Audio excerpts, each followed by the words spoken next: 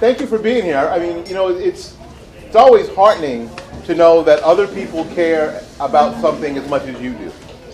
Because a lot of times, and we've all had that time here lately, especially in the past 7 years, you wondered if you were the only one who was first paying attention or second actually cared. So this is always heartening to know that you have a group of people who will come out because they care about the same things that you care about. So again, thanks everybody for being here. Thank you, Mr. Seidel, for being here. I appreciate that. Wouldn't miss it, Willie. I'm running for County Commissioner in District 3. Like I was telling Sharon a minute ago, District 3 is my home. When we moved from New Jersey in '67, we moved to District 3. This is my home. And when I walk down 34th Street that goes through the heart of District 3, I remember, like today, it looks almost just like it did when I was 16, which I know you think was only last year, but it was a little further coming last year. It looks just like it looks just like it did when I was 16. And when I drive around and I go to new areas that used to be palmetto bushes when I was 16, and I see thriving, exciting places for people to live and work and worship, my question became very, very quickly, how come not here? Thank you. How come not where I live? And we've got great things. The Columbia restaurant is in my district. University of Tampa, a great university, is just in the outskirts of my district. University of South Florida, with a great research facility, is just there in District 3. How come not here? So as I got older, I started thinking, well, there are people who are responsible for these kind of things in other places. Who's responsible for these kind of things where I live? So I found out. And I'm not going to mention a bunch of names because everybody here knows them names. I don't need to tell you who they are. And I thought, well, goodness gracious, how come? Why? And who's going to do something? You know what we always say, well, somebody ought to do something. And you wait. And a year later you go, somebody ought to do something. And you wait again. And you figure out after a little bit, maybe I'm the one that I've been waiting for. And when I got that realization, I said, you know what, this is how I can be an influence. I'm the one that I've been waiting for.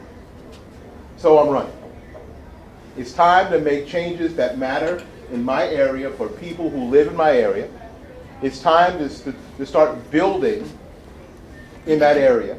It's time for jobs to be an important thing. I was just talking. I got done talking to Sharon a little bit ago, and we talked about this. Jobs fix all sorts of problems. If it fixes all sorts of problems, somebody said, I didn't say it, that the best social program is a job. Job fixes. You get someone employed, and now you're talking about the crime level goes down, some people are employed, education becomes important again, and the three things that are missing desperately where I live are those three things. So if you can fix the job thing, guess what happens? Other things start to fix themselves naturally. And what conservatives really believe in is the free market system, and in my district, we've got more non-flood ready, commercial ready to go property than anywhere else in the county. Yes, very true. District 3 needs to be the heartbeat of the economy in this county.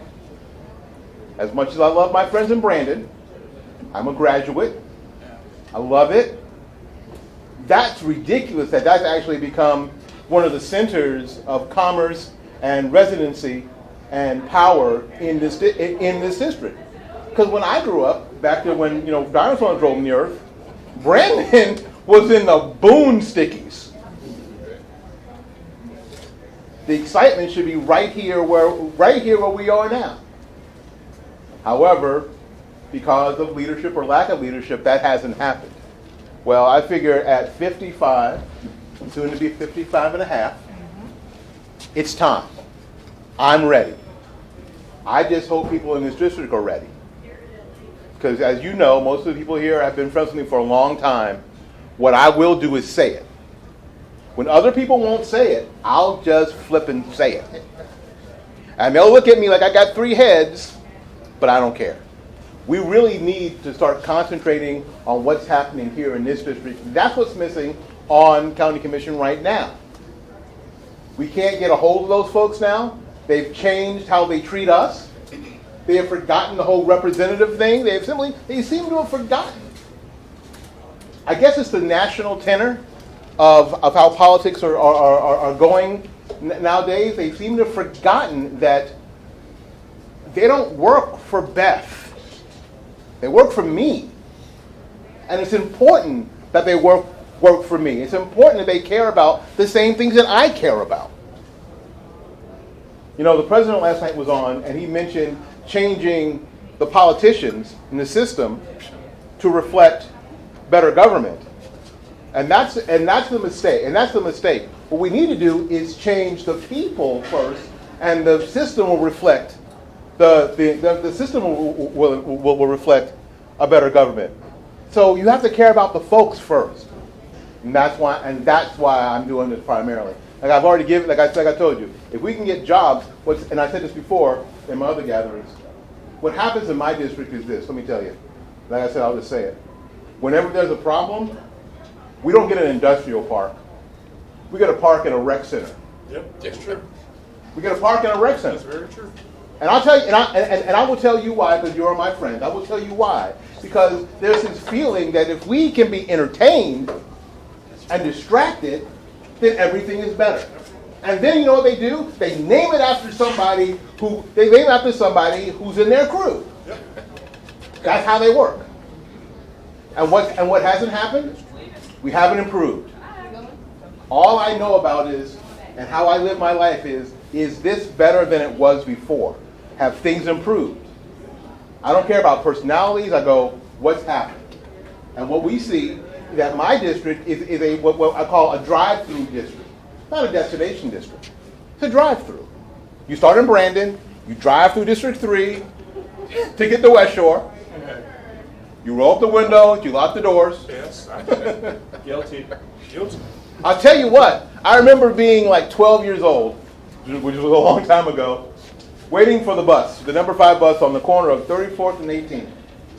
I don't think I've related the story in public. And I remember standing there, and this nice lady, Caucasian lady, pulled up to the bus stop at the light, and she looked at me. I'm 12. I'm 102 pounds. Life has changed. And I saw her reach over and go, click. And I thought, what do you think I'm going to do? I'm not the Hulk. But it's always been a drive-through place. And with some of the places that I just mentioned that are in District 3, it needs to become a destination. And it can't become a destination until somebody on the county commission or in government has a vision for it. And I have a vision for it. It needs to become a destination. It's a fantastic place to live, work, and worship. And you know what? It needs an advocate. And if it has an advocate, if District 3 improves, you know what happens to the rest of the county? It improves. It improves on a statewide basis. It improves on a national basis. I want to become the template on how we engage people in a district, especially for Republicans in a minority district. I want to be a template for how to do it. Because obviously, if you look around the country, if you look at other places, it's not working as well, is it? I ain't blaming people. I'm just telling you what's happening. Same thing. I see the same thing you do. It's time to make that difference, and I don't think there's not a better opportunity than right now to go ahead and do that. There's no reason to wait. Somebody said, "Well, why don't you wait until it's an open seat?" Because frankly, I could be dead. 2 years ago, about this time, I was. There's no better time than right this very moment. Think about how people will be shaken up. Think about the people that you're not happy with right now on the commission. If I'm actually running and I'm qualified, this room has spoken, and a lot of people will have spoken loudly. What they'll say is, we're tired of the status quo. And I don't care who you support as president. The reason that Mr. Trump is getting traction is because people are tired of the status quo. They're tired of the same old. They're tired of doing things the same way. They're tired of people not telling the truth. They're tired of people couching the truth into something else. They're tired of it. And I'll tell you what, the people that live in my district that you think are just necessarily dyed-in-the-wool Democrats, I'll tell you what, they're tired of it too. They see the same thing I see. They see that, you know what, during the hurricanes, that our power came on last. They see that. They see that our roads don't get fixed. They see all of that. And they go, well, how come? Well, the people in charge always blame somebody else. What they don't do is say, that's on me, I'll get it fixed. What I tell them is, you know what, that's on me. We're going to get this fixed. We're going to get this fixed and we're going to win the future together. That's why I'm doing this. Seems like an uphill struggle, but I think it's a struggle worth fighting. I think there are a lot of people depending, I think a lot of people, you understand, a lot of people are depending on us. A lot of people are depending on us. Just this room full of people right now, they're depending on us to do something different. They're depending on us to be somebody different. Not just to say things that are different, because that's easy. They're depending on us to do something different. They're depending on us to engage differently. They're depending on us. There's a whole generation of people who are depending on us. Because if we don't do it, let me help you, it won't get done. It just won't get done. If we don't do it. We can't wait another generation. Things will be too far gone at that point. So if we don't do it, it won't get done. And that's sort of the impetus that I really want to get across this evening, that we have to do this, we got to do it now. Yes, I know it's an uphill struggle. I understand that. But that's no reason not to do something. Because it's hard. We don't do these things because they are easy. We do these things because they are hard. I love that phrase. Sorry. Doing some channeling there. I didn't think that was actually going to happen. But you know what? But yes, but it's not. But you know what? It isn't any less true now than it was then. We somehow back off from things because they seem insurmountable. But guess what? They're not. They're not insurmountable. God has given me and you everything we need to do what we need to do. We don't need anything else. We've got the talent, the ability, the intelligence to do all that we need to do to make things better for other people. If that's our first mission is to make things better for other people. It's an entire community that's waiting on us. I appreciate you being here this evening. I appreciate all the help. We need to fill 60 envelopes with $100 apiece to make this happen. And I'll tell you what, when that happens, you'll see the status quo superstructure start to quake. You will see that start to happen. And we together will make things different. We together will make things better. Thank you ever so much. I appreciate everyone being here. Have a fan. Eat some of Mark's wings before he eats them all. It's absolutely. And again, or Dwan, again, appreciate you being here. Thank you ever so much. Good